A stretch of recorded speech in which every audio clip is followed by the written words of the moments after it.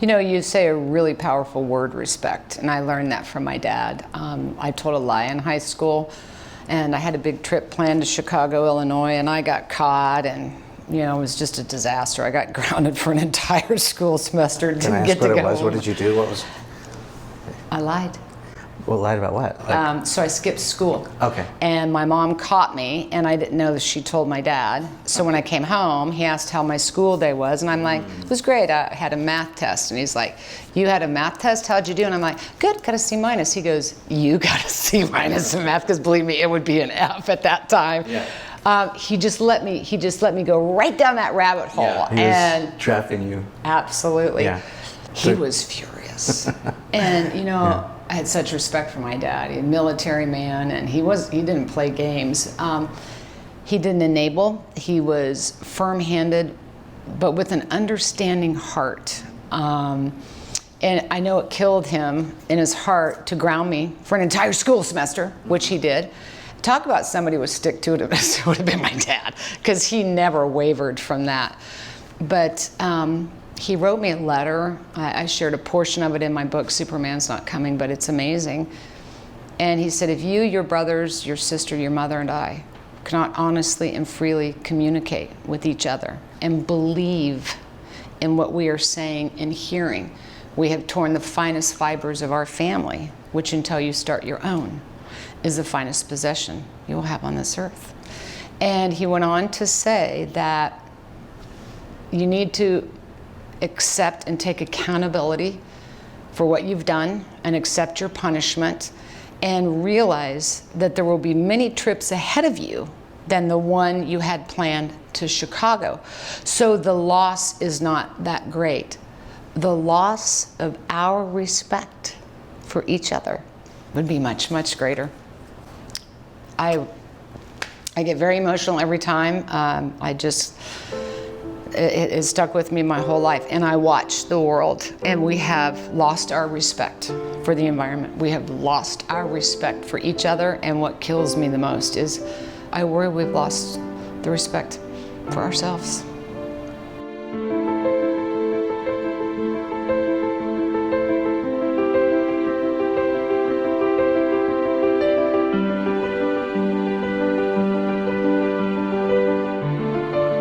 Hi, I'm Erin Brockovich, best known for the film starring Julia Roberts with Erin Brockovich. I'm here today about my new book, Superman's Not Coming, Behind the Brand with Bryan Elliott. Erin, welcome to the show. I usually ask my guests, how did you get this job? Well, it was very unexpected. Hindsight's a great thing. It took me most of my career to look back to realize that in a way, as a child, I was even being prepared for this job. I just didn't know it. I needed a job. I had a family to feed, and I had to get to work. For people who don't know your origin story or haven't maybe seen the movie, maybe they're younger people, and this is a movie that came out late 1999, 2000s. 2000. Yeah. Let's go back to young Erin, and I'm always curious about what did you want to be when you grew up? What were you thinking about? What were you leaning towards? Two things. I wanted to be a doctor, and I was fascinated with the weather. Believe it or not, I wanted to be a meteorologist. And to this day, I'm still fascinated with the weather. But I was always told I'd never achieve what I want because I'm a dyslexic. And dyslexia wasn't understood very well at all back then. It's a little more understood today. But my whole life, I was always, labeled and judged and perceived because of a disability that, I wouldn't fit in the little box of conformity, and I had to go over there. But I had great parents that, my mom taught me all about having stick-to-itiveness and taught me that just because I was different didn't mean I was inferior. And my dad, he was an engineer. He actually worked for industry. And I was always outside. I was playing and in the wheat fields and running up and down the creeks and the rivers. And I loved the wildlife, and I was intrigued with everything. And he'd always sing me songs about the water. Enjoy it today, isn't it beautiful? Trickling down the stream, enjoy it today, for someday it might not be seen. And that just kind of sunk with me. And so throughout my whole life, being a dyslexic, being behind the 8 ball, always being put in a box. I learned how to get out of the box. I learned that I didn't like to be judged or in that box. Yeah. And I always stayed true to where I found myself, and believing in myself was somewhere outside. That's awesome. I kind of got goosebumps when you're telling me that story about your dad singing those songs. I love that. And in fact, it also makes me think that you're in really good company of other successful, dynamic, interesting dyslexics. The founder of JetBlue Airlines, for example, is a famous dyslexic, and so is Shark Tank Damon John. Yes. And also Shark Tank Kevin O'Leary. Yes. Both of whom have been on this show. We've talked about dyslexia and how they've turned it into a superpower. It is, it's a gift. Yeah. You don't know it. And I've learned in my life, we don't embrace our flaws, what our perceived flaws are, or our vulnerabilities. And in many instances, those are your greatest gifts. Yeah. I love that message, turning, or maybe just reframing weaknesses into strengths. Mm-hmm. Yeah, awesome. Where did you grow up? Lawrence, Kansas, the Midwest. Okay. It gives me a little, starting to paint a picture, and maybe. Well, I was always the odd one out. I still feel like the odd one out. In what way? Well, I connect to the environment, and I believe we all do, but over time we've been eroded by negativity and deceptions and things that we still can't see through. I go back to the environment. It helps me see my way through, but because we've disconnected from that, we've lost ourselves. And so when I do feel lost, I will oftentimes go right back to that space. And it's helped me, be who I am. It is what I am. Did you make it on a path to medical school, in the pursuit of being a doctor? I mean, how did that go? Well, no one told me I could, but it's been interesting in my line of work. Medicine always pops up. That was one of the first clues for me when I got into documents, was looking at medical charts, and I could clearly see, based on charts, their T cells were off and their red blood cells were off, and I was fascinated with that. So talking about, the perfect storm, when I got out to Hinckley, I was in the environment. The environment speaks to us. It was speaking to me. Two-headed frogs, green water, these people's stories. It didn't make sense to me.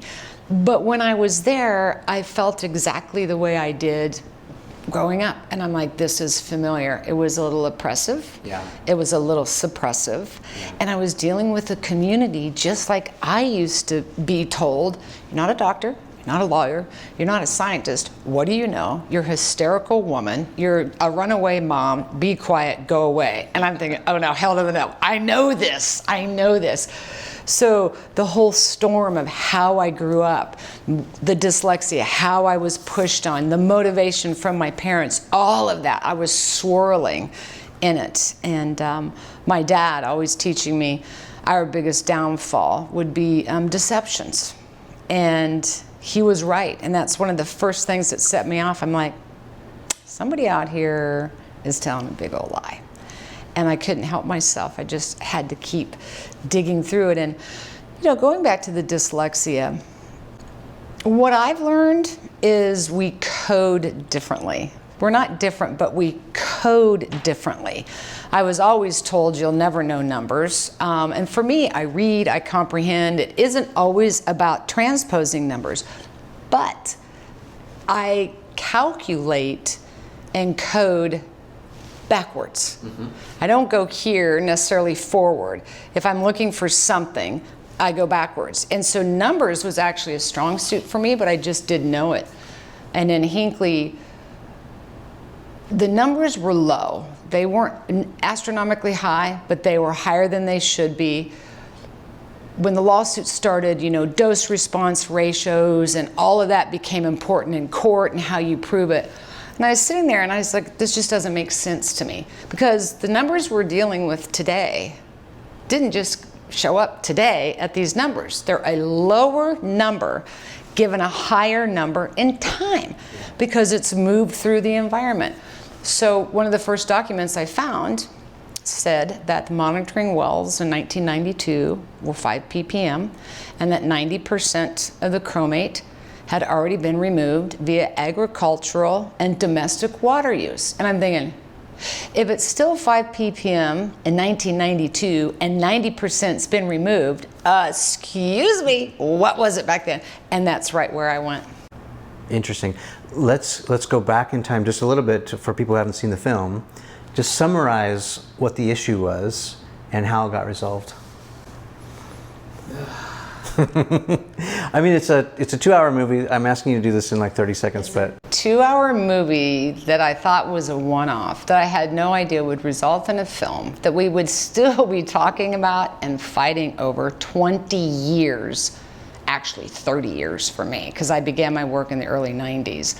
But it was about Pacific Gas and Electric that had been using hexavalent chromium, which is a known toxic carcinogenic compound, in their engines. So what they were doing was pushing and pulling natural gas from El Paso up to the Oregon border. And with each station it had to stop, Topak, Hinkley, Kettleman, it goes through, it's like an engine that operates like the car. They're pushing and pulling natural gas, and so they have, you know, machinery like the engine of your car to compress it and push it along the line. Well, they have to use water in that system or it's going to cease to operate like a vehicle would, and they add hexavalent chromium, which is an excellent anti-rust and anti-corrosion inhibitor. So the piston engines didn't cease to operate. So they'd have all this wastewater, and they dumped it into unlined ponds that leached into the aquifer that this small town was drinking from. And the company covered it up. Yeah. How did you get to that law firm?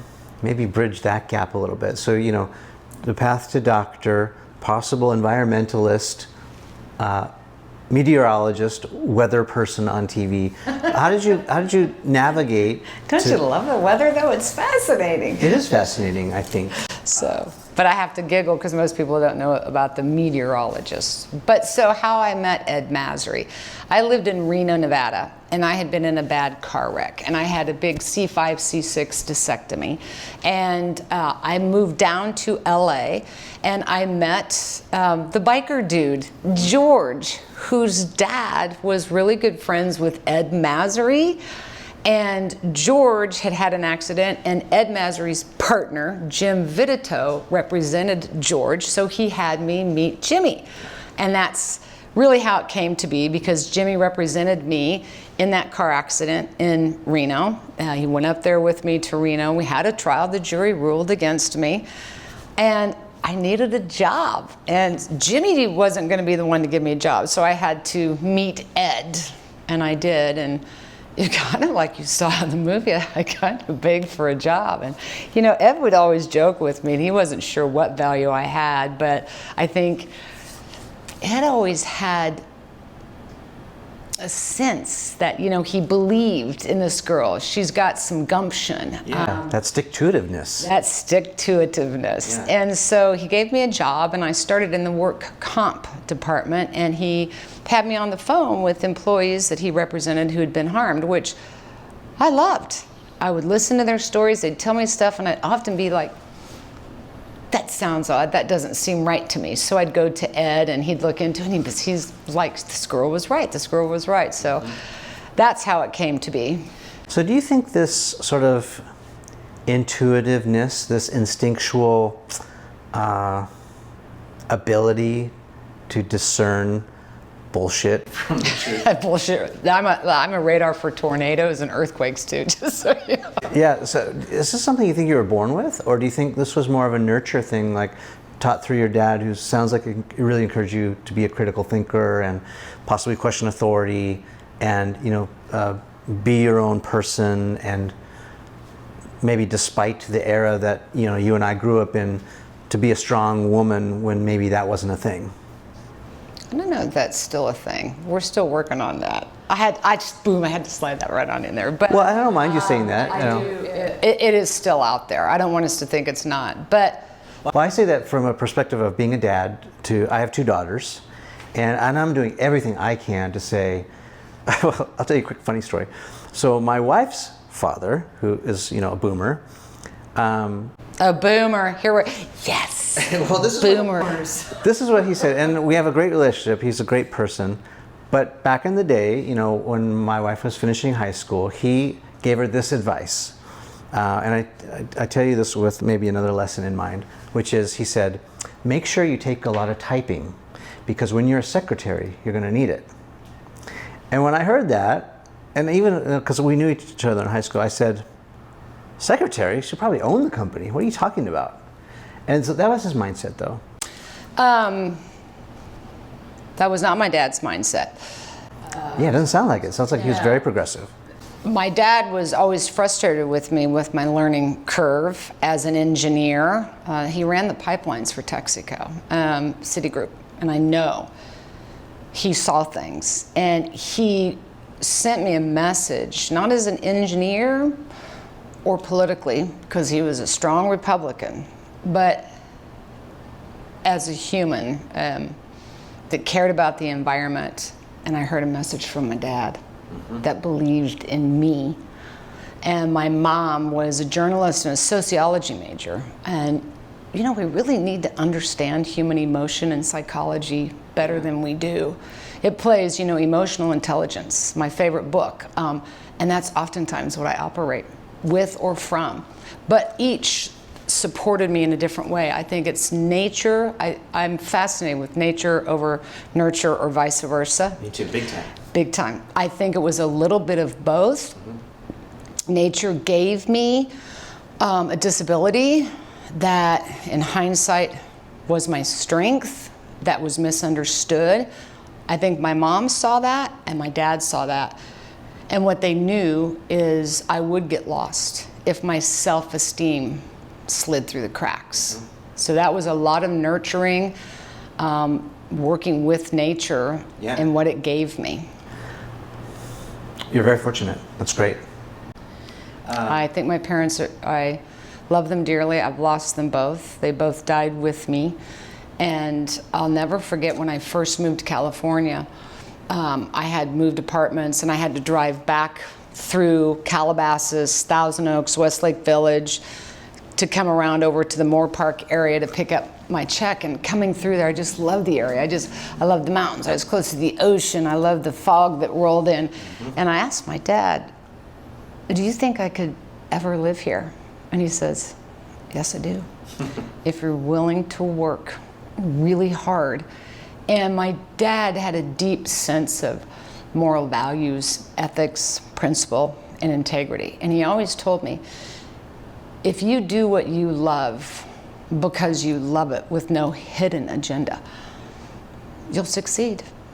Yeah, that's terrific advice. I totally co-sign that. I think, if you do anything for, the applause or the fame, you're already doing it wrong. We should be working to be respected. We should be working to do great work that matters, make an impact, whatever that is. If you're, a plumber, I've had plumbers change my life, come in and redo the whole house, and it's fantastic. Or if you're an artist or musician, that's where it's at. You say a really powerful word, respect, and I learned that from my dad. I told a lie in high school, and I had a big trip planned to Chicago, Illinois, and I got caught, and it was just a disaster. I got grounded for an entire school semester, didn't get to go. What did you do? I lied. Well, lied about what? So I skipped school. Okay. And my mom caught me, and I didn't know that she told my dad. So when I came home, he asked how my school day was, and I'm like, it was great. I had a math test, and he's like, you had a math test? How'd you do? And I'm like, good, got a C minus. He goes, you got a C minus in math, because believe me, it would be an F at that time. Yeah. He just let me go right down that rabbit hole. Yeah, he and was trapping you. Absolutely. Yeah. I had such respect for my dad. He's a military man, and he didn't play games. He didn't enable. He was firm-handed, but with an understanding heart. And I know it killed him in his heart to ground me for an entire school semester, which he did. Talk about somebody with stick to it, it would have been my dad, because he never wavered from that. But he wrote me a letter. I shared a portion of it in my book, Superman's Not Coming, but it's amazing. And he said, if you, your brothers, your sister, your mother, and I cannot honestly and freely communicate with each other and believe in what we are saying and hearing, we have torn the finest fibers of our family, which until you start your own, is the finest possession you will have on this earth. And he went on to say that you need to accept and take accountability for what you've done and accept your punishment and realize that there will be many trips ahead of you than the one you had planned to Chicago. So the loss is not that great. The loss of our respect for each other would be much, much greater. I get very emotional every time. It stuck with me my whole life. And I watch the world, and we have lost our respect for the environment. We have lost our respect for each other, and what kills me the most is I worry we've lost the respect for ourselves.